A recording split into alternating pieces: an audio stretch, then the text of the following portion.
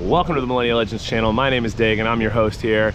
I am in the Philippines right now. A lot of people seem to have a lot of misinformation online about it. So what I want to do real quick on today's 30 for 30 10-minute vlog is explain to you guys the simplicity and the breakdown of what it takes to come to a place like this, do your visas and extensions, and actually be able to stay in a place like this as a tourist long-term or longer than 1 month as it is. I'm right now in the barangay of Dolho, here at the tip of Panglao, on the island, off the island of Panglao Duis, near the island of Bohol, here in the Visayan Islands in the Philippines.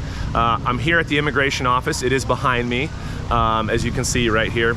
It's across the street from the church, the St. Augustine Church and Plaza, which is right behind me here. As much as I would like to film in there and explain to you how it works inside, obviously it is a federal building and so I cannot do that. So I'm just going to explain things to you here right now outside in the shade. So I just did my extension. I just did my 4th extension here this time while I'm staying here. I have done 3 rounds of long-term extensions here so far over the last 2 years while traveling in and out of Southeast Asia.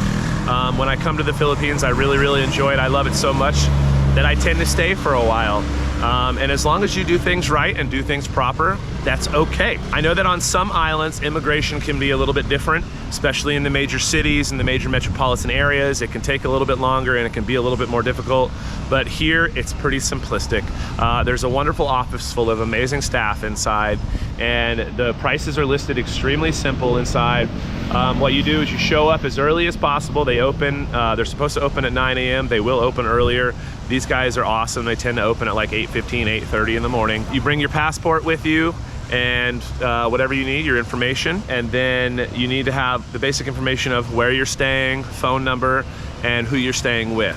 As long as you have those things, you ask them, you walk in, you introduce yourself, you ask for a visa extension, you tell them how long you're wanting to extend, be it 1 month or 2 months at a time, and you will they'll hand you a simple piece of paper. You fill out your basic information, and then they take it, they process it, and then they call you up for payment later.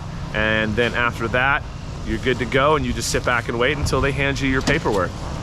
The basic pricing breaks down like this. So you get here and you have a 30-day visa when you get to the Philippines. After that 30-day visa, you have to come in and extend. The first extension is 30 days. So that one costs USD right around $80 or so. It can vary a little bit, but it's, you know, that's depending on value or currency exchange, right around $80 or so. And then you have another 30 days. After that, you run into a point where it is a little bit different on the second extension. So now it's been 60 days and you need to do your second extension. That one is a little bit longer and a little bit deeper of a process, because not only do you have to do your extension, you have to file for an ACR card. An ACR card is your tourist Philippine ID. Once you do that, you simply you do the same process, paperwork, questionnaire, payment. This time it is an extra $50 US for your ACR card, and your extension payment will be just under $100, somewhere around there. And it tends to be, normally, yeah, it comes out to probably right around $130 to $140 for that level of extension, depending on where you're at. Now, obviously there is new programs. You can do this online, and I've been told that it is a little more efficient and cheaper to do it online. Everyone in the world's trying to transition to online, and that's great. But me personally, I love being able to go in and see everybody and get peace of mind and have my paper, because God forbid some online thing and I can't get internet, I can't get on my phone's dead, and I can't find my extension. That kind of scares me a little bit. So I always have the paper trail to prove that to myself. I keep it here in a RFID stopping Faraday cage case where no one can scan any of my information, and I carry it with me at all times. Upon that extension, your second extension, with your ACR card, that gives you a 2-month extension. So now we're rolling into the 4 months that you've been here, or 120 days. After that period, you will do another extension. At this point, the extensions do get cheaper. They go down to about around 3,000 plus pesos. I think it's 3,300 or 3,400 pesos for your next extension, which comes out to about $50 to $60, depending on currency exchange and the value of your currency. So with that one, you'll be an additional 2 months. So now you've done your first one at 1 month, your second one at 2 months plus your ACR card, your third one at 2 months, and now you're on to, would be your fourth one for an additional 2 months. That one's gonna drop down to right around, I believe, I'd say $40 to $45 USD for that extension. Same process, same fees, you're in, you're out, get it done real quick, and then you're again good for another 2 months. Now, you can technically do that for up to about 2 years, as long as everything is legitimate and you have a viable reason for being in this country for that long. The only thing you need to make sure that you never do, and I have made this mistake myself, I didn't do it on purpose, is overstay. Make sure that you get there ahead, 1 day ahead, 2 days ahead. Please make sure that you schedule it properly, because you never know, random acts of God, hurricanes, typhoons, earthquakes, power outages, car breakdowns, plane cancellations, you never know. You might miss it, and the fees can be astronomical if you overstay. And for, unfortunately, some of the guys around here that are a little lazy, I've seen some long-term overstays where people ended up getting deported back to their home country, and then also what's called blacklisted, where they're no longer allowed to return to the Philippines. So that is a big thing here as well. When I got overstayed, it was because there was an airline that ran off the runway and canceled flights in Cebu, which put our flight a day later, 18 hours later, and by the time we got to the airport to do our visa checkout, it was already the day overstay, and we got hit with 10,000 peso per head fees for overstay, which was tragic, and that's tough.